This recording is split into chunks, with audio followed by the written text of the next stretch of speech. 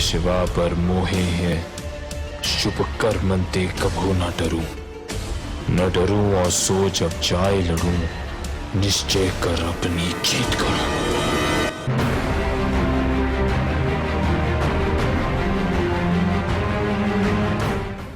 ਵਾਹਿਗੁਰੂ ਜੀ ਕਾ ਖਾਲਸਾ ਵਾਹਿਗੁਰੂ ਜੀ ਕੀ ਫਤਿਹ। ਤੁਸੀਂ ਵੇਖ ਰਹੇ ਸੰਗਤ ਟੈਲੀਵਿਜ਼ਨ ਦਾ ਖਾਸ ਪ੍ਰੋਗਰਾਮ ਖਾਲਸਾ ਰਾਜ ਕਿਵੇਂ ਬਣਿਆ। ਹੁਣ ਤੱਕ ਇਸ ਪ੍ਰੋਗਰਾਮ ਦੇ 541 ਭਾਗ ਅਸੀਂ ਆਪ ਸਾਰੀਆਂ ਸੰਗਤਾਂ ਦੇ ਸਾਹਮਣੇ ਪੇਸ਼ ਕਰ ਚੁੱਕੇ ਅਤੇ ਅੱਜ ਇੱਕ ਨਵਾਂ ਐਪੀਸੋਡ 542 ਨੰਬਰ ਲੈ ਕੇ ਮੁੜ ਤੋਂ ਆਪ ਜੀ ਦੀ ਸੇਵਾ ਵਿੱਚ ਹਾਜ਼ਰ ਹੋਏ ਹਾਂ। ਸਾਰੀਆਂ ਹੀ ਸੰਸਾਰ ਭਰ ਦੀਆਂ ਸੰਗਤਾਂ ਦਾ ਤਹਿ ਦਿਲ ਤੋਂ ਧੰਨਵਾਦ ਕਰਦੇ ਨੇ ਜਿਹੜੇ ਇਸ ਲੜੀਵਾਰ ਪ੍ਰੋਗਰਾਮ ਨੂੰ ਦੇਖਦੇ ਤੇ ਪਸੰਦ ਕਰਦੇ ਨੇ।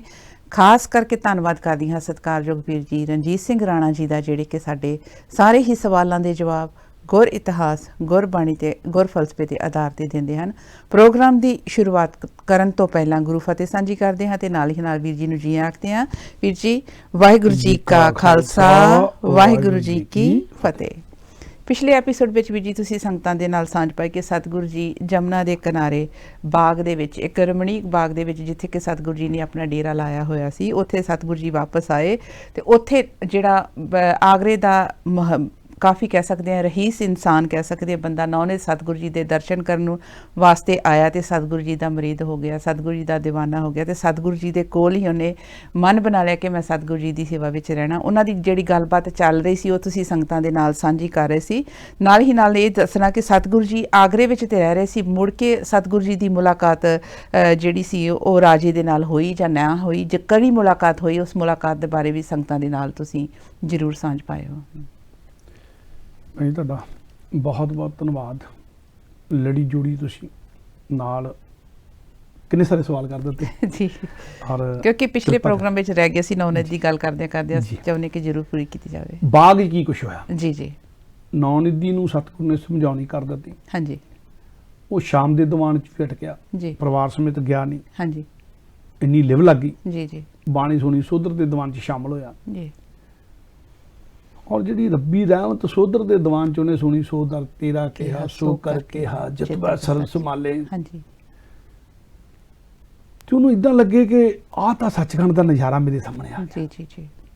ਫਿਰ ਜਦੋਂ ਸੋ ਪੁਰਖ ਸੁਣਿਆ, ਹਾਂਜੀ, ਸੋਧਰ ਦੇ ਸੋ ਪੁਰਖ ਦਾ ਪਾਠ ਰਹਿ ਰਸ ਦੇ ਸਮੇਂ ਦੇ ਵਿੱਚ ਹੀ, ਹਾਂਜੀ, ਉਦੋਂ ਲੱਗਾ ਪਰਮਾਤਮਾ ਮੇਰੇ ਸਾਹਮਣੇ ਬੈਠਾ ਆ। ਜੀ, ਉਹਦਾ ਦਰ ਸੱਚਖੰਡ, ਸੋ ਪੁਰਖ ਪਰਮਾਤਮਾ ਮੇਰੇ ਸਾਹਮਣੇ ਬੈਠਾ ਹੈ। ਔਰ ਇਹ ਗੱਲ ਕੱਲੀ ਨੌਨਿਧੀ ਨਹੀਂ ਜੀ, ਜੇ ਕਿਤੇ ਰਹਿ ਰਾਸ ਦੇ ਵੇਲੇ ਆਪਾਂ ਟਿਕ ਕੇ ਬੈਠੀਏ, ਪੂਰੀ ਤਰ੍ਹਾਂ ਆਨੰਦ ਲਾਈਏ ਤੇ ਉਹਨੂੰ ਕਿਤੇ ਸਮਝਣਾ ਸ਼ੁਰੂ ਕਰੀਏ ਤੇ ਸੋਧਰ ਦਾ ਜਿਹੜਾ ਸ਼ਬਦ ਆ ਨਾ, ਹਾਂਜੀ, ਇਹ ਉਸ ਅਕਾਲ ਪੁਰਖ ਦੇ ਦਰ ਦਾ ਨਜ਼ਾਰਾ ਆ ਜੀ। ਸੋਧਰ ਤੇਰਾ ਕਿਹਾ ਸੋ ਕਰ ਕਿਹਾ ਗੁਰੂ ਨਾਨਕ ਸਾਹਿਬ ਦਾ ਸ਼ਬਦ ਹੈ ਜੀ ਜੀ। ਔਰ ਇਹ ਸ਼ਬਦ ਥੋੜੇ ਜਿਹੇ ਫਰਕ ਦੇ ਨਾਲ ਜਪਜੀ ਸਾਹਿਬ ਦੇ ਵਿੱਚ ਵੀ 27ਵੀਂ ਪੌੜੀ ਹੈ ਜੇ ਮੈਂ ਭੁੱਲਦਾ ਨਹੀਂ ਤਾਂ, ਤੇ ਰਹਿ ਰਾਸ ਦੇ ਵਿੱਚ ਵੀ ਹੈ। ਸੋ ਪੁਰਖ ਜਿਹੜਾ ਸ਼ਬਦ ਆ ਉਹ ਗੁਰੂ ਰਾਮਦਾਸ ਦਾ ਸ਼ਬਦ ਆ। ਉਹਦੇ ਚ ਨਿਰਣਾ, ਉਹਦੇ ਚ ਦੱਸਿਆ ਗਿਆ ਉਹ ਪੁਰਖ ਪਰਮਾਤਮਾ ਹੈ ਕਿਹੋ ਜਿਹਾ, ਕਿ ਪਰਮਾਤਮਾ ਸਾਹਮਣੇ ਯਾਰਾ ਦੱਸਣ ਲੱਗ ਪੈਂਦਾ ਆ ਜੇ ਤੁਸੀਂ ਮਨ ਦਾ ਟਿਕਾ ਕਰ ਲਓ। ਜੀ ਜੀ, ਜਿਹੜੇ ਕਹਿੰਦੇ ਮੈਨੂੰ ਪਰਮਾਤਮਾ ਨਹੀਂ ਦਿਖਦਾ, ਸੋ ਪੁਰਖ ਦਾ ਪਾਠ ਕਿਤੇ ਧਿਆਨ ਨਾਲ ਕਰਨਾ। ਸੋਧਰ ਸੋ ਪੁਰਖ ਪਾਠ ਜਿਹੜੇ ਆ ਰਹਿ ਰਾਸ ਦਾ ਪਾਠ ਮਿਲ ਕੇ ਬੰਦੇ ਆ। ਸੋਧਰ ਸੋ ਪੁਰਖ ਵਿੱਚ ਚਪਈ ਦਾ ਪਾਠ ਨਾਲ ਜੁੜਿਆ ਪੰਥ ਨੇ। ਔਰ ਇਹ ਜਿਹੜੇ ਪਾਠ ਜਦੋਂ ਰਲ ਕੇ ਤੁਸੀਂ ਕਰਦੇ ਆ, ਉਹਦੇ ਚ ਚਪਈ ਜਾ ਕੇ ਬੇਨਤੀ ਆ ਜਾਂਦੀ ਆ, ਬਾਅਦ ਚ ਚੁਣੇ ਹੋਏ ਕੋਈ ਸ਼ਬਦ ਆ ਤਾਂ ਕਿ ਚੁਣੀ ਹੋਈ ਬਾਣੀ ਯਾਦ ਰਹਿ ਸਕੇ। ਇਦਾਂ ਬਾਣੀ ਦੇ ਨਾਲ ਜੋੜਨ ਦਾ ਤਰੀਕਾ ਸੀਗਾ। ਔਰ ਉਹਦੇ ਵੱਖਰੇ ਨਜ਼ਾਰੇ ਆ।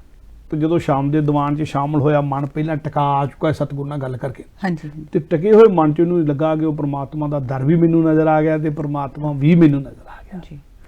ਤੇ ਆਇਆ ਕਿੱਥੋਂ? ਸਤਿਗੁਰੂ ਦੀ ਬਖਸ਼ਿਸ਼ ਨਾਲ ਨੇ ਕਿਹਾ ਸਤਿਗੁਰੂ ਜੀ ਮੈਂ ਹੁਣ ਤੁਹਾਡਾ ਸਿੱਖ ਬਾਣੀ ਜਾਣਾ।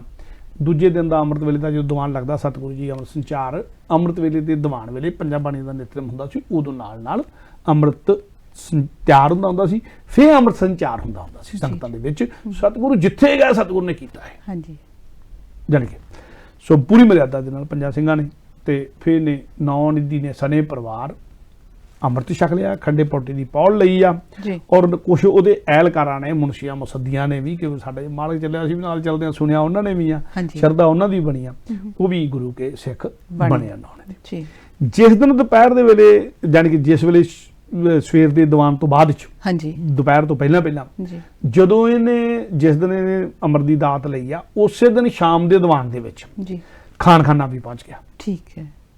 ਖਾਨਖਾਨਾ ਆਪਾਂ ਪਿੱਛੇ ਗੱਲ ਕਰਕੇ ਆਏ, ਯਾਦ ਹੈ ਨਾ, ਜਦੋਂ ਸਤਿਗੁਰੂ ਨੇ ਆਗਰੇ ਤੋਂ 4 ਕੋ ਬਾਹਰ ਡੇਰਾ ਲਾਇਆ ਸੀ ਇੱਕ ਬਾਗ ਦੇ ਵਿੱਚ, ਜੀ ਜੀ, ਉਹ ਜਿਹੜੇ ਬਾਗ 'ਚ ਉਦੋਂ ਡੇਰਾ ਲਾਇਆ ਸੀ ਉਹ ਖਾਨਖਾਨਾ ਦਾ ਬਾਗ ਜਿਹੜਾ ਚੱਲ ਕੇ ਆਇਆ ਸੀ, ਕਹਿੰਦਾ ਮੇਰੇ ਸਰੀਰ ਨੂੰ ਦਰਦਾਂ ਆ ਰਹਿੰਦੀਆਂ। ਸਤਿਗੁਰੂ ਨੇ ਕਿਹਾ ਵੀ ਤੂੰ ਦਾਨ ਕਰਿਆ ਕਰ, ਪੁੰਨ ਕਰਿਆ ਕਰ, ਲੰਗਰ ਲਾਇਆ ਕਰ, ਲੋੜਵੰਦਾਂ ਦੀਆਂ ਲੋੜਾਂ ਪੂਰੀਆਂ ਕਰਿਆ ਕਰ। ਦਰਦਾਂ ਸਾਡੇ ਸਰੀਰਾਂ 'ਚ ਰਹਿੰਦੀਆਂ ਹੀ ਤਾਂ ਆ ਕਿਉਂਕਿ ਅਸੀਂ ਪਕੜ ਕਰ ਕਰਕੇ ਆਪਣੇ ਸਰੀਰ ਨੂੰ ਸਖਤ ਕਰ ਲਿਆ। ਜੀ ਜੀ। ਬੱਚੇ ਵਰਗਾ ਸਰੀਰ, ਬੱਚਾ ਜਦੋਂ ਇਸ ਸੰਸਾਰ ਤੇ ਆਉਂਦਾ, ਤੁਸੀਂ ਦੇਖਿਆ ਬੱਚਾ ਆਪਣੇ ਪੈਰ ਦਾ ਅੰਗੂਠਾ ਚੱਕ ਕੇ ਮੂੰਹ 'ਚ ਪਾ ਲੈਂਦਾ। ਜੀ ਜੀ ਜੀ। ਦਿਖਦਾ ਵੀ ਆ, ਤੈਨੂੰ ਸੱਟ ਨਹੀਂ ਲੱਗਦੀ ਹੈਗੀ, ਗੋਲ ਮਟੋਲ ਜਾ ਉਦਾਂ। ਜਿਹੜੀ ਬੱਚੇ ਜਿਹੜੇ ਹੁੰਦੇ, ਸਾਰੇ ਬੱਚੇ ਇਦਾਂ ਹੁੰਦੇ ਆ। ਜੀ ਜੀ। ਸਾਰੇ ਬੱਚੇ ਸੁੰਦਰ ਦਿਸਦੇ, ਸਾਰੇ ਬੱਚੇ ਖੂਬਸੂਰਤ ਦਿਸਦੇ ਆ, ਸਾਰੇ ਬੱਚਿਆਂ ਦੇ ਸਰੀਰਾਂ 'ਚ ਪੂਰੀ ਲਚਕ ਹੁੰਦੀ ਆ। ਪੈਰ ਦਾ ਅੰਗੂਠਾ ਜਦੋਂ ਮਰਜ਼ੀ ਚੱਕ ਕੇ ਮੂੰਹ 'ਚ ਪਾ ਲੈਂਦੇ ਆ ਔਰ ਡਿੱਗਦੇ ਢਹਿੰਦੇ ਵੀ ਉਹਨਾਂ ਨੂੰ ਸੱਟਾਂ ਨਹੀਂ ਲੱਗਦੀਆਂ। ਕਾਰਨ ਸਰੀਰ ਦੀ ਆਪਣੀ ਲਚਕ ਹੁੰਦੀ ਆ, ਕਾਰਨ ਕਿ ਉਹਨਾਂ ਕੋਲ ਉਦੋਂ ਪਕੜ ਵੀ ਕੋਈ ਨਹੀਂ ਹੁੰਦੀ। ਜੀ ਜੀ ਜੀ। ਜਿੱਦਾਂ ਜਿੱਦਾਂ ਮਨੁੱਖ ਪਕੜਾਂ 'ਚ ਪਈ ਜਾਂਦਾ ਆ, ਆਪਣੀਆਂ ਹੱਡੀਆਂ ਮਜ਼ਬੂਤ ਕਰਦਾ ਆ, ਉਦਾਂ ਉਦੋਂ ਉਹਦੇ ਸਰੀਰ ਦੀ ਲਚਕ ਵੀ ਮਰੀ ਜਾਂਦੀ ਆ। ਜਿੱਦਾਂ ਜਿੱਦਾਂ ਕਈਆਂ ਦੀ ਲਚਕ ਬੁਢਾਪੇ ਤੱਕ ਵੀ ਕਾਇਮ ਰਹਿੰਦੀ। ਹਾਂਜੀ ਹਾਂਜੀ। ਇਸੇ ਕਰਕੇ ਸਿਆਣੇ ਕਹਿੰਦੇ ਵੀ ਬਚਪਨ ਦੇ ਵਿੱਚ ਤਾਂ ਸਾਰੇ ਬੱਚੇ ਖੂਬਸੂਰਤ ਹੁੰਦੇ ਆ, ਬੁਢਾਪੇ 'ਚ ਕੋਈ ਖੂਬਸੂਰਤ ਰਹਿ ਜਾਂਦਾ। ਕਾਰਨ ਕਿ ਜਦ ਤੱਕ ਤੁਸੀਂ ਪ੍ਰਮਾਤਮਾ ਨਾਲ ਜੁੜੇ ਹੋਏ ਆ, ਪ੍ਰਮਾਤਮਾ ਦੇ ਕੋਲੋਂ ਬੱਚਾ ਆਇਆ, ਉਹਦੇ ਦਰ ਤੋਂ ਆਇਆ, ਉਹਦੇ ਨਾਲ ਕੁਝ ਵਾਅਦੇ ਕਰਕੇ ਆਇਆ, ਦੁਨੀਆ ਤੇ ਤਾਜ਼ਾ ਆਇਆ, ਦੁਨੀਆ ਦੇ ਵਿਕਾਰਾਂ ਦੀ ਅਜੇ ਪਕੜ ਨਹੀਂ ਹੈਗੀ, ਇਸ ਕਰਕੇ ਖੂਬਸੂਰਤ ਆ, ਉਹਦੇ ਚਿਹਰੇ ਉੱਤੇ ਮਾਸੂਮੀਅਤ ਆ। ਪਰ ਜਦੋਂ ਮੈਨੂੰ ਸਤਿੰਦਰ ਸਰਤਾਜ ਦਾ ਮਾਸੂਮੀ ਸ਼ਬਦ ਕਹਿੰਦੇ ਇੱਕ ਗੀਤ ਯਾਦ ਆ ਗਿਆ, ਉਹ ਕਹਿੰਦਾ ਵੀ ਸ਼ਕਲਾਂ ਦੇ ਉੱਤੇ ਤਾਂ ਬੜੇ ਇੱਕ ਦੂਜੇ ਤੋਂ ਖੂਬਸੂਰਤ ਲੋਕ ਹੋਣਗੇ, ਪਰ ਮਾਸੂਮੀਅਤ ਨਾਲੋਂ ਜ਼ਿਆਦਾ ਖੂਬਸੂਰਤ ਕੋਈ ਨਹੀਂ। ਤੁਹਾਡੀ ਮਾਸੂਮੀਅਤ ਜਿਹੜੀ ਤੁਹਾਡੀ ਖੂਬਸੂਰਤੀ ਉਹ ਹੁੰਦੀ ਆ, ਉਹ ਹੋਣੀ ਚਾਹੀਦੀ ਆ। ਨੈਣ ਨਕਸ਼ ਤਾਂ ਘੜੇ ਵੀ ਜਾ ਸਕਦੇ ਆ, ਹਾਂਜੀ ਹਾਂਜੀ, ਮਾਸੂਮੀਅਤ ਘੜੀ ਨਹੀਂ ਜਾ ਸਕਦੀ। ਮਾਸੂਮੀਅਤ ਕੁਦਰਤੀ ਹੁੰਦੀ ਆ। ਨੈਣ ਨਕਸ਼ ਅੱਜ ਕੱਲ ਤਾਂ ਸਭ ਕੁਝ ਬਦਲਾ, ਬਿਊਟੀ ਪਾਰਲਰ ਸਾਰਾ ਕੁਝ ਬਦਲ ਦਿੰਦੇ ਆ, ਉਹ ਚਿਹਰਾ ਵੀ ਬਦਲ ਦਿੰਦੇ ਆ। ਡੱਕ ਜਿੱਦਾਂ ਮਰਜ਼ੀ ਤਿੱਖਾ ਕਰ ਲਓ, ਭਰਵੱਟੇ ਜਿੱਦਾਂ ਦੇ ਮਰਜ਼ੀ ਕਰ ਲਓ, ਜੋ ਮਰਜ਼ੀ ਕਰਦੇ ਰਹੋ, ਕਰਦੇ ਲੋਕੀ ਜੀ। ਬਿਊਟੀ ਪਾਰਲਰ ਬਣੇ ਹੋਏ ਆ, ਬੈਠੇ ਹੈਗੇ, ਲੋਕਾਂ ਨੇ ਕਰ ਕਰਕੇ ਦੇਖਿਆ।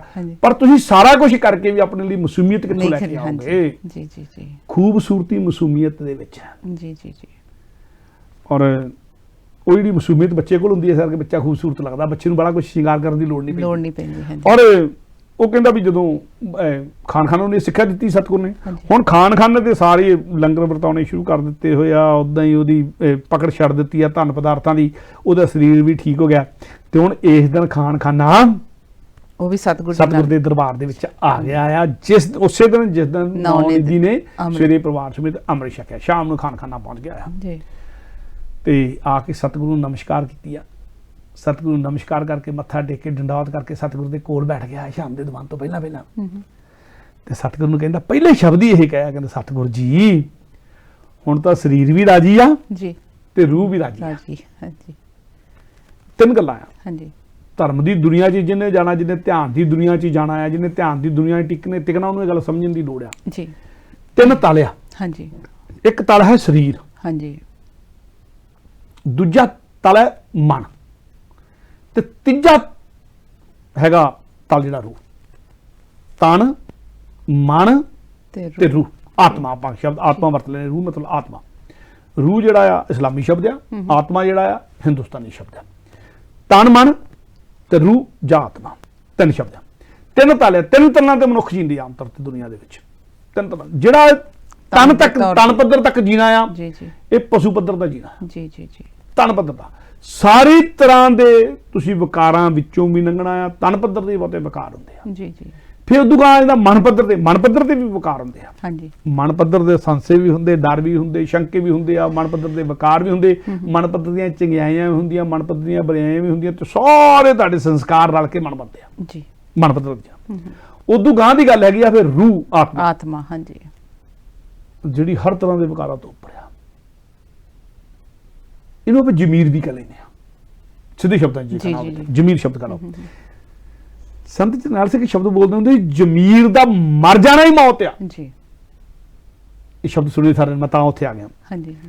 ਤੁਹਾਡੀ ਆਤਮਾ ਮਰ ਗਈ, ਤੁਹਾਡੀ ਰੂਹ ਮਰ ਗਈ, ਤੁਹਾਡੀ ਜ਼ਮੀਰ ਮਰ ਗਈ, ਤੇ ਫਿਰ ਤੁਸੀਂ ਮਰੇ ਇਨਸਾਨ, ਤੇ ਤੁਹਾਡੀ ਰੂਹ ਮਰ ਗਈ। ਔਰ ਗੁਰਜੇਫ ਜਿਹੜਾ ਆ ਬਹੁਤ ਵੱਡਾ ਫਿਲਾਸਫਰ ਹੋਇਆ ਦੁਨੀਆ ਦਾ, ਉਹ ਕਹਿੰਦਾ, ਤੇ ਆਪਾਂ ਕਹਿੰਦੇ ਕਿ ਆਤਮਾ ਨਹੀਂ ਮਰਦੀ। ਹਾਂਜੀ ਹਾਂਜੀ। ਉਹ ਕਹਿੰਦਾ ਆਤਮਾ ਜੀਂਦੀ ਕਿੰਨਿਆਂ ਕੁ ਦੀ ਆ, ਲੋਕਾਂ ਨੂੰ ਤਾਂ ਆਤਮਾ ਦਾ ਪਤਾ ਨਹੀਂ, ਲੋਕੀ ਜੀਂਦੇ ਤਨ ਤੇ ਮਨ ਪੱਧਰ ਤੱਕ ਆ। ਜਿਹੜਾ ਤਨ ਪੱਧਰ ਤੱਕ ਜੀਂਦਾ ਹੋਇਆ ਪਸ਼ੂ ਰੂਪ ਜੀਂਦਾ, ਜਿਹੜਾ ਮਨ ਪੱਧਰ ਤੱਕ ਜੀਂਦਾ ਮਨੁੱਖ ਪੱਧਰ ਤੱਕ ਜੀਂਦਾ ਆ। ਜਦੋਂ ਰੂਹ ਪੱਧਰ ਤੱਕ ਜੀਣਾ, ਆਤਮਾ ਪੱਧਰ ਤੱਕ ਜੀਣਾ, ਉਹ ਪਰਮਾਤਮਾ ਦਾ ਰੂਪ ਹੋ ਗਿਆ, ਉਹ ਦੇਵਤਾ ਪੱਧਰ ਹੋ ਗਿਆ। ਆਤਮਾ ਪਰਮਾਤਮਾ ਦਾ ਰੂਪ ਹੋ ਗਿਆ, ਪਰਮਾਤਮਾ ਦੇ ਵਾਂਗੂ ਜੀ ਰਿਹਾ ਜਿੱਦਾਂ ਪਰਮਾਤਮਾ ਜੀਂਦਾ, ਜਿੱਦਾਂ ਚਾਹੁੰਦਾ ਪਰਮਾਤਮਾ ਜੀਣਾ, ਜਿੱਦਾਂ ਗੁਰੂ ਸਾਹਿਬ ਆ ਬ੍ਰਹਮ ਗਿਆਨੀ ਉਹ ਜੀ ਆਤਮਾ ਪੱਧਰ ਤੇ ਜੀਂਦਾ ਹੈਗੇ ਆ।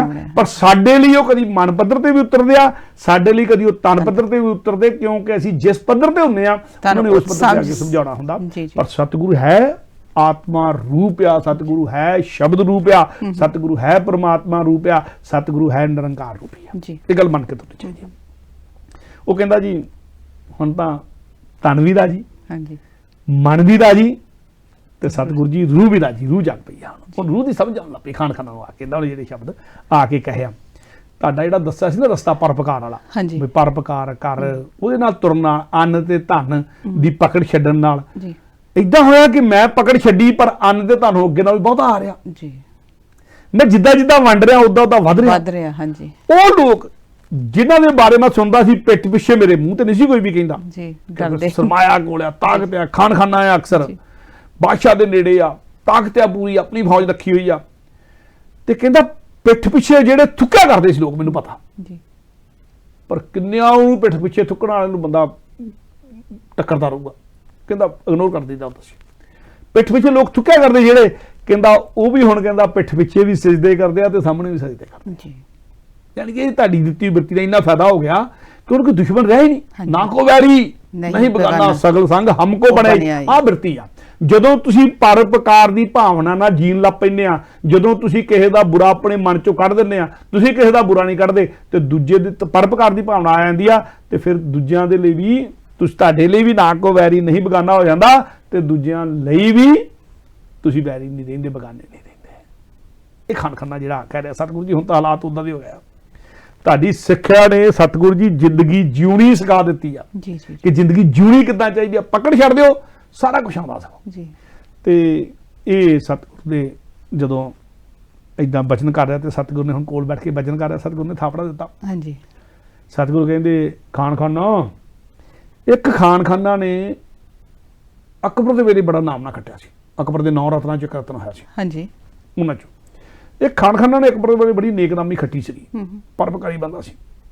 ਦੂਸਰਾ ਖਾਨ ਖਾਨਾ ਤੂੰ ਆ, ਠੀਕ ਨਹੀਂ ਤਾਂ ਫੌਜਾਂ ਦੀ ਤੇ ਧਨ ਦੀ ਦੌਲਤ ਦੀ ਪਕੜ ਦੇ ਨਾਲ ਰੁਤਬਾ ਵੱਡਾ ਆ ਜਾਂਦਾ ਆ। ਹਾਂਜੀ ਹਾਂਜੀ, ਮਰਾਤਬਾ ਵੱਡਾ ਆ ਜਾਂਦਾ, ਸ਼ੋਭਾ ਨਹੀਂ ਵੱਡੀ ਹੁੰਦੀ। ਹਾਂਜੀ, ਸਤਿਗੁਰੂ ਕਹਿੰਦੇ ਜਿਹੜਾ ਮੇਰਾ ਸਿੱਖ ਹੈ ਉਹਦੇ ਕੋਲ 4 ਚੀਜ਼ਾਂ ਹੋਣੀਆਂ ਚਾਹੀਦੀਆਂ। ਜੀ ਜੀ ਜੀ, ਸਤਿਗੁਰੂ ਕਹਿੰਦੇ ਮੈਂ ਆਪਣੇ ਸਿੱਖ ਨੂੰ, ਜਦੋਂ ਸਤਿਗੁਰੂ ਬਹੁਤ ਦਿਆਲ ਹੁੰਦੇ ਨੇ, ਸਤਿਗੁਰੂ ਸੀਸਾਂ ਦਿੰਦੇ ਆ ਕਿ ਮੇਰਾ ਸਿੱਖ ਵੱਡ ਉਮਰਾ ਵੀ ਹੋਵੇ, ਜੀ ਜੀ, ਵੱਡ ਪਰਿਵਾਰਾ ਵੀ ਹੋਵੇ। ਜੀ ਜੀ, ਅੱਜ ਅਸੀਂ ਛੋਟੇ ਛੋਟੇ ਪਰਿਵਾਰਾਂ ਦੀ ਗੱਲ ਕਰਦੇ, ਪਰ ਸਤਿਗੁਰੂ ਕਹਿੰਦੇ ਨਹੀਂ, ਮੇਰਾ ਸਿੱਖ ਵੱਡ ਉਮਰਾ ਵੀ ਹੋਵੇ, ਵੱਡ ਪਰਿਵਾਰਾ ਵੀ ਹੋਵੇ, ਵੱਡੇ ਪਰਿਵਾਰਾਂ ਵਾਲਾ ਹੋਵੇ, ਵੱਡੀਆਂ ਬਾਹਾਂ ਵਾਲਾ ਵੀ ਹੋਵੇ, ਵੱਡ ਉਮਰਾ, ਵੱਡ ਪਰਿਵਾਰ ਦੁਨੀਆ, ਔਰ ਵੱਡੇ ਮਰਾਤਬੇ ਵਾਲਾ ਵੀ ਹੋਵੇ, ਜੀ, ਰੁਤਬੇ ਵੀ ਵੱਡੇ ਹੋਣ, ਹਾਂਜੀ, ਪਰ ਨਾਲ ਨਾਲ ਸੁਭਾ ਵੀ ਵੱਡੀ ਹੋਵੇ। ਜੀ, ਸਾਰੀਆਂ ਦੁਨੀਆ ਦੀਆਂ ਖੁਸ਼ੀਆਂ ਵੀ ਨਾਲ ਹੋਣ, ਪਰ ਸੁਭਾ ਤਾਂ ਵੱਡੀ ਹੋਣੀ ਆ ਜੋ ਪਰਉਪਕਾਰੀ ਬਿਰਤੀ ਨਾਲ ਜੀਵੇਗਾ। ਤੇ ਉਹ ਕਹਿੰਦਾ ਜੀ ਸਤਿਗੁਰੂ ਜੀ ਮੈਨੂੰ ਜੀਣਾ ਤੁਸੀਂ ਸਿਖਾਤਾ, ਹੁਣ ਮੈਂ ਵੱਡ ਉਮਰਾ ਵੀ ਸਮਝ ਲਓ ਬਣ ਗਿਆ, ਜੋੜਾਂ ਦੀ ਦਰਦਾਂ ਹੋਣੀ ਹਟਰੋਂ ਰੋਗੀਆਂ, ਸਾਰੀਆਂ ਬਿਮਾਰੀਆਂ ਰੋਗੀਆਂ, ਤਨ ਦੀਆਂ ਬਿਮਾਰੀਆਂ ਰੋਗੀਆਂ, ਮਨ ਦੀਆਂ ਬਿਮਾਰੀਆਂ ਰੋਗੀਆਂ,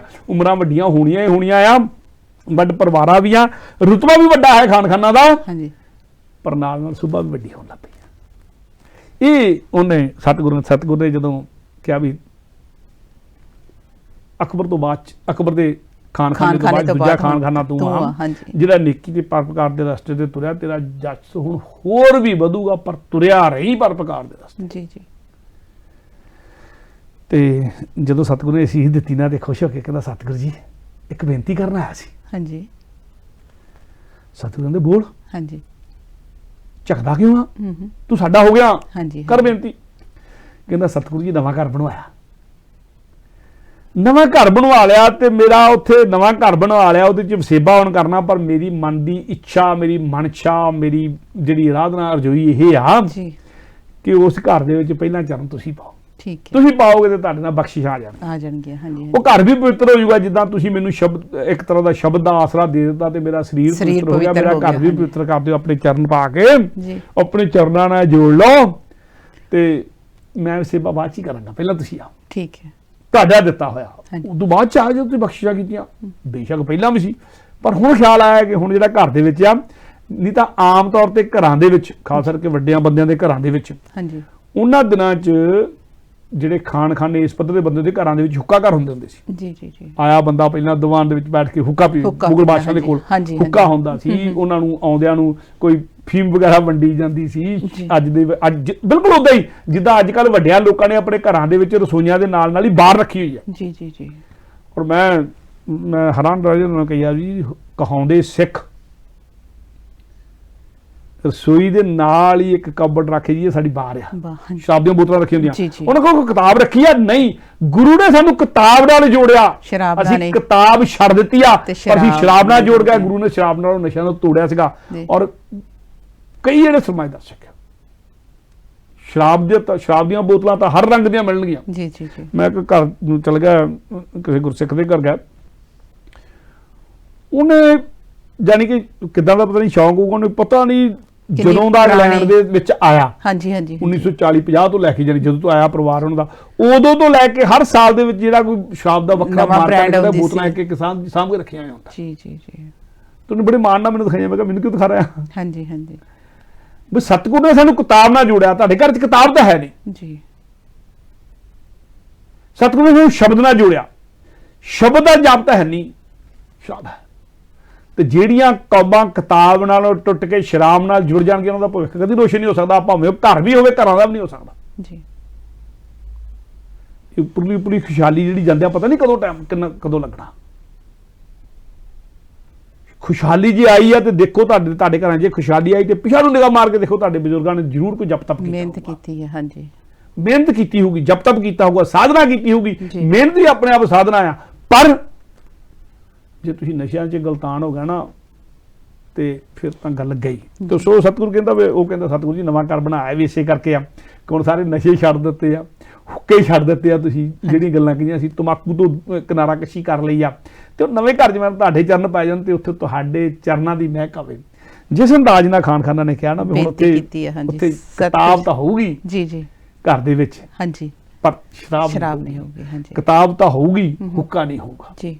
ਉੱਥੇ ਸ਼ਬਦ ਦਾ ਜਾਪ ਤਾਂ ਹੋਊਗਾ, ਨਸ਼ਾ ਨਹੀਂ ਵਰਤਾਇਆ ਜਾਊਗਾ। ਸਤਿਗੁਰੂ ਜੀ ਉਹ ਘਰ ਇਸ ਕਰਕੇ ਨਵਾਂ ਬਣਾਇਆ ਆ, ਤੇਰੇ ਸ਼ਬਦ ਨਾਲ ਜੁੜ ਕੇ ਪਰਉਪਕਾਰ ਦੀ ਭਾਵਨਾ ਜਾ ਕੇ, ਜਿੰਨਾ ਅਗੇ ਨਸ਼ਿਆਂ ਤੇ ਲੋਕਾਂ ਨੂੰ ਆਪਣੇ ਆਲੇ ਦੁਆਲੇ ਜੁੰਡਲੀ ਨੂੰ ਵੰਡ ਦਿੰਦੇ ਸੀਗੇ ਜੁੜਨ ਲਈ ਨਾਲ, ਹੁਣ ਉਹ ਸਾਰਾ ਕੁਝ ਲੰਗਰਾਂ 'ਚ ਲੱਗ ਜਾਂਦਾ ਆ, ਪਰ ਲੋਕੀ ਜ਼ਿਆਦਾ ਜੁੜੇ ਆ। ਜੀ ਜੀ ਜੀ, ਮੈਨੂੰ ਪਤਾ ਲੱਗ ਗਿਆ।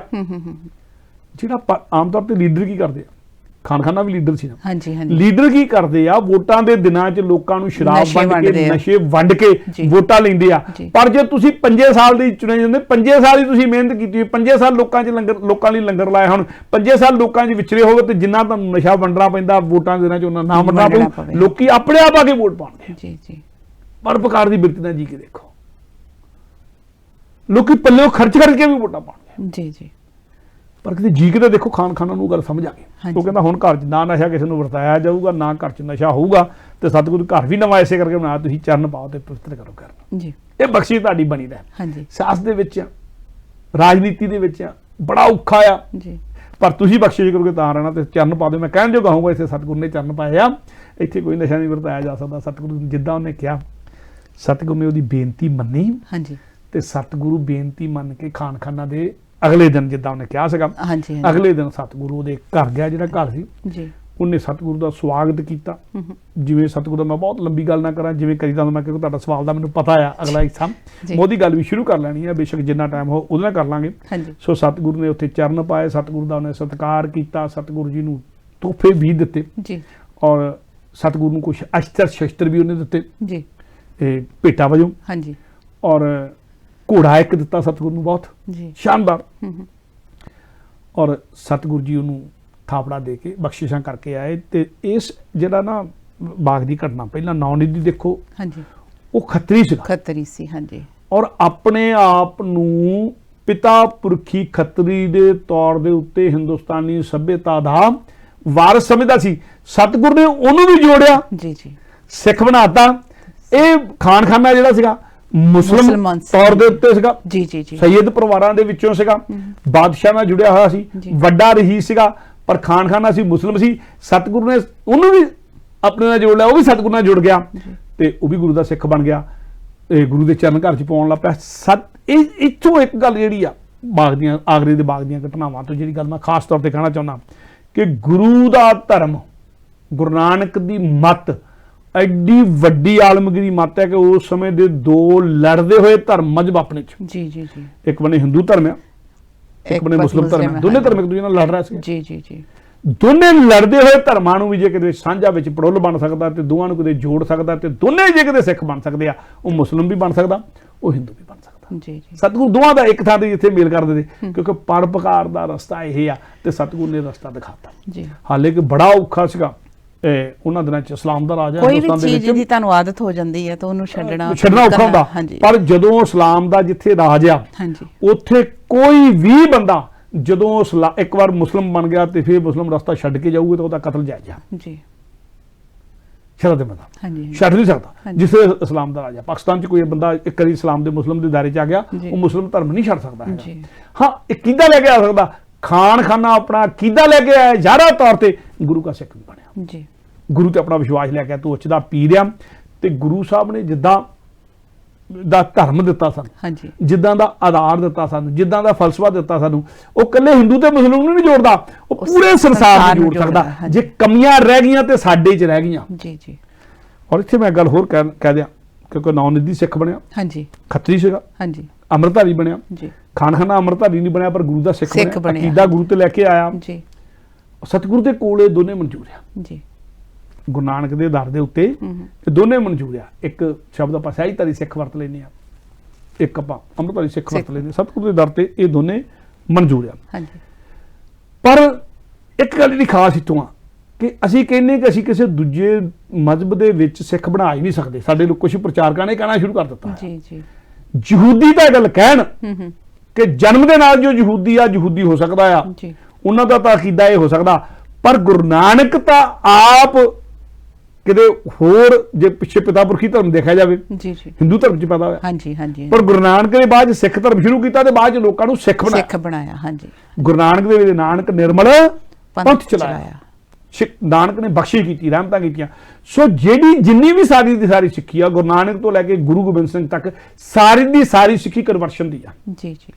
ਅੰਮ੍ਰਿਤ ਛਕਾਉਣਾ ਇੱਕ ਤਰ੍ਹਾਂ ਦੀ ਕਨਵਰਸ਼ਨ ਨੂੰ ਉਜਾਗਰ ਕਰਨ ਵਾਲੀ ਗੱਲ ਹੈ, ਕਿਉਂਕਿ ਜਿਹੜੇ ਸਿੱਖ ਬਣਦੇ ਸੀ ਗੁਰੂ ਨਾਨਕ ਦੇ, ਉਹ ਸਿੱਖ ਬਣੇ ਹੋਏ ਵੀ ਅਕੀਦਾ ਰੱਖ ਕੇ ਵੀ ਗੁਰੂ ਉੱਤੇ ਆਪਣੇ ਆਪ ਨੂੰ ਲੁਕਾ ਕੇ ਰੱਖ ਸਕਦੇ ਸੀਗੇ। ਪਰ ਜਦੋਂ ਸਤਿਗੁਰੂ ਜੀ ਨੇ ਪੰਜਾਂ ਪਿਆਰਿਆਂ ਦੇ ਨਾਲ ਅੰਮ੍ਰਿਤ ਦੀ ਦਾਤ ਦੇਤੀ, 5 ਕਕਾਰ ਦੇਤੇ, ਇੱਕ ਬਾਣਾ ਦੇਤਾ, ਬਾਹਰ ਸਾਰਾ ਕੁਝ ਦੇਤਾ, ਉਦੋਂ ਤੁਸੀਂ ਲੁਕਾ ਕੇ ਨਹੀਂ ਰੱਖ ਸਕਦੇ। ਉਹ ਜਿਹੜੀ ਕਨਵਰਸ਼ਨ ਹੋਈ ਸੀ ਉਹਨੂੰ ਇੱਕ ਤਰ੍ਹਾਂ ਦਾ ਓਪਨ ਕਰਨ ਵਾਲੀ ਗੱਲ ਸੀ ਜੀ ਜੀ, ਜ਼ਾਹਰਾ ਤੌਰ ਤੇ ਜ਼ਾਹਰਾ ਕਰਨ ਵਾਲੀ ਗੱਲ ਸੀਗੀ। ਸੋ ਜਦ ਤੱਕ ਸਾਡਾ ਪ੍ਰਚਾਰਕ ਇਹ ਗੱਲ ਨਹੀਂ ਸੋਚਦਾ, ਜ਼ੋਰ ਨਾਲ ਨਹੀਂ ਕਰਨੀ, ਜ਼ਬਰ ਨਾਲ ਨਹੀਂ ਕਰਨੀ, ਲਾਲਚ ਦੇ ਕੇ ਨਹੀਂ ਕਰਨੀ, ਦਬਾ ਦੇ ਕੇ ਨਹੀਂ ਕਰਨੀ, ਪਰ ਆਪਣੇ ਧਰਮ ਦਾ ਪ੍ਰਚਾਰ ਜ਼ਰੂਰ ਕਰਨਾ ਹੈ। ਜਦ ਤੱਕ ਸਾਡਾ ਪ੍ਰਚਾਰਕ ਇਹ ਨਹੀਂ ਸੋਚਦਾ, ਉਦ ਤੱਕ ਧਰਮਾਂ ਦਾ ਵਾਧਾ ਨਹੀਂ ਹੋਇਆ ਕਰਦਾ। ਤੇ ਮੈਂ ਸ਼ਾਇਦ ਅੱਗੇ ਵੀ ਇੱਕ ਦਿਨ ਗੱਲ ਕਹੀ ਸੀ ਕਿ 20ਵੀਂ ਸਦੀ 'ਚ ਸਿੰਘ ਸਾਹਿਬ ਹਰਭਜਨ ਸਿੰਘ ਜੋਗੀ ਨੂੰ ਛੱਡ ਕੇ ਬਾਕੀ ਕਿਸੇ ਨੇ ਇਸ ਪੱਖ ਤੇ ਬਹੁਤ ਵੱਡਾ ਕੰਮ ਨਹੀਂ ਕੀਤਾ। ਕੁਛ ਸਿੰਧ 'ਚ, ਪਾਕਿਸਤਾਨ ਦੇ ਇਲਾਕੇ ਸਿੰਧ 'ਚ ਕੁਝ ਵੀਰਾਂ ਨੇ ਕੰਮ ਕੀਤਾ, ਕੁਛ ਸਿੰਧੀਆਂ ਦੇ ਵਿੱਚ ਕੁਛ ਕੰਮ ਹੋਇਆ, ਹਿੰਦੁਸਤਾਨ ਦੇ ਵਿੱਚ ਵੀ ਕੁਛ ਕੰਮ ਹੋਇਆ, ਕੁਛ ਵਣਜਾਰਿਆਂ ਸਿੱਖੀਕਰਨ 'ਚ ਕੰਮ ਹੋਇਆ, ਪਰ ਸਾਡੇ ਕੋਲੋਂ ਕੰਮ ਨਹੀਂ ਹੋ ਸਕਿਆ ਜਿਹੜਾ ਹੋਣਾ ਚਾਹੀਦਾ ਸੀ। ਜੇ ਉਹ ਕੰਮ ਅਸੀਂ ਕਰ ਲਈਏ, ਆਪਣੀਆਂ ਸੰਪਰਦਾਵਾਂ ਨੂੰ, ਆਪਣੇ ਘੱਟੋ ਘੱਟ ਹੋਰ ਨਹੀਂ ਆਪਣੀਆਂ ਸੰਪਰਦਾਵਾਂ ਨੂੰ, ਗੁਰੂ ਨਾਨਕ ਨਾਮ ਲੈਵਾ ਸੰਪਰਦਾਵਾਂ ਨੂੰ ਜੋੜ ਲਈਏ ਸਿੱਖੀ ਦੇ ਨਾਲ, ਉਹਨਾਂ ਨੂੰ ਇੱਕ ਮੁੱਠ ਕਰ ਲਈਏ, ਉਹਨਾਂ ਨੂੰ ਇੱਕ ਸੁਰ ਕਰ ਲਈਏ, ਤੇ ਗਿਣਤੀ ਸਾਡੀ 2 ਕਰੋੜ ਨਹੀਂ ਫਿਰ 20 ਕਰੋੜ ਬਣ ਜਾਂਦੀ ਆ। ਇਧਰ ਨੂੰ ਤੁਰਨਾ ਚਾਹੀਦਾ ਸਿੱਖਾਂ ਨੂੰ, ਸਿੱਖ ਪ੍ਰਚਾਰਕਾਂ ਨੂੰ। ਸਿੱਖ ਜਦੇ ਆਪਸ ਵਿੱਚ ਲੜਨ ਦੇ ਨਾਲੋਂ, ਆਪਸ ਵਿੱਚ ਇੱਕ ਦੂਜੇ ਨੂੰ ਗਾਲੀ ਗਲੋਚ ਕਰਨ ਨਾਲੋਂ, ਉੱਥੇ ਤਲੇ ਪਕੌੜੇ ਤਲਣ ਨਾਲੋਂ, ਇੱਕ ਦੂਜੇ ਦਾ ਵਿਰੋਧ ਕਰਨ ਨਾਲੋਂ ਕਿ ਤੂੰ ਵੱਡਾ ਸਿੱਖ ਹੈ ਕਿ ਮੈਂ ਵੱਡਾ ਸਿੱਖ ਹਾਂ, ਇਹ ਵਿਰੋਧ ਕਰਨਾ ਬਿਹਤਰ ਆ।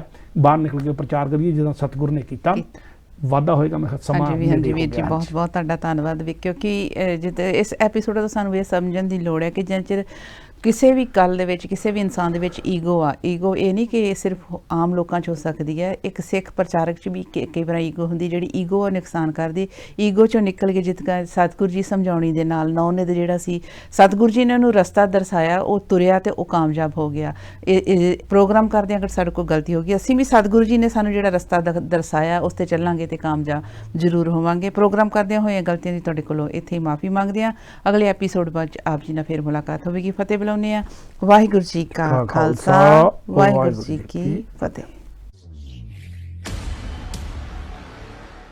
देश पर मोहे है, शुभ कर्म ते कभू न डरूं, न डरूं और सोच अब जाए लड़ूं, निश्चय कर अपनी जीत करूं।